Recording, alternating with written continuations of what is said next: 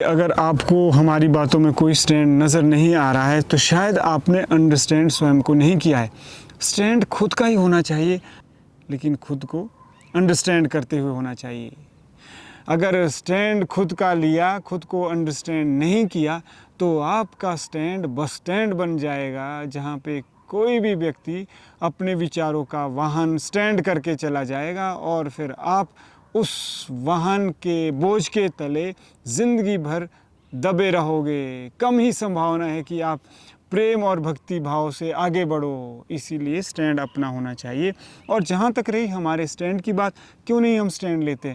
निसंदेह, लेकिन हमारा स्टैंड लेने का मार्ग अध्यात्म का मार्ग है, आग्रह का मार्ग है, विद्रोह का नहीं है। हम अक्सर कहते हैं कि हम ना किसी से नाराज़ हैं ना रुष्ट है, हम अपने आप से अपने आप में संतुष्ट है। फिर चाहे कोई दयालु है या दुष्ट है, जो दयालु है उसको भी उसकी दयालुता उसको अच्छा करेगी, जो दुष्ट है उसकी दुष्टता भी उसको सबक सिखाएगी। फिर हम क्यों किसी से नाराज़, किसी से रुष्ट है?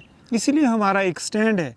और निसंदेह फ़िलॉसफी ऑफ लाइफ अपनी ही होनी चाहिए, लेकिन उस फ़िलॉसफी ऑफ लाइफ में अपनापन ज़रूर होना चाहिए।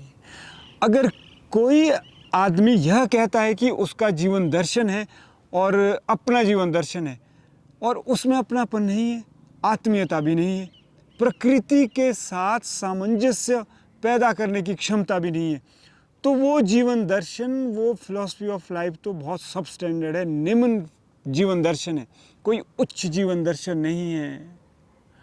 इसीलिए स्टैंड अपना होना चाहिए, फ़िलॉसफी ऑफ लाइफ अपनी होनी चाहिए, लेकिन उसमें अपनापन भी ज़रूर होना चाहिए। अगर आप बात करते हैं कि हमारी फ़िलॉसफी ऑफ लाइफ, हमारा स्टैंड स्पेसिफिक नहीं है, तो आप इस हवा को देख लो, जल को देख लो, इनका क्या स्टैंड है? आप इनको गंदा कर रहे हैं, फिर भी आपको जीवन दे रहे हैं।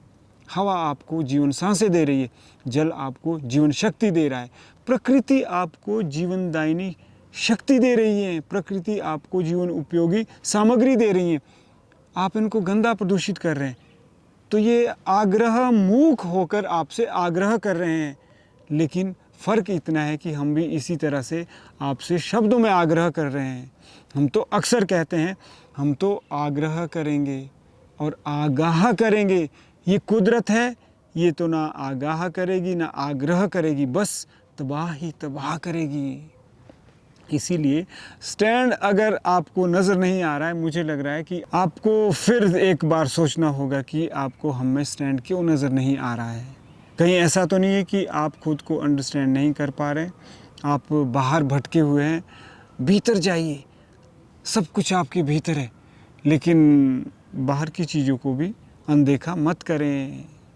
निसंदेह जो ज्ञान आपको भीतर मिलेगा, उसकी पूर्ति बाहर के ज्ञान से नहीं हो सकती, लेकिन उसकी पुष्टि बाहर के ज्ञान से ज़रूर होगी। इसीलिए बाहर जितने भी ग्रंथ, पंथ, संत सब कुछ है, उनको प्रणाम करो, लेकिन अपने भीतर भी ज़रूर झांको। हर रोज़ अपने लिए समय दो, फिर आपको पता चलेगा कि हमारा स्टैंड है या नहीं है।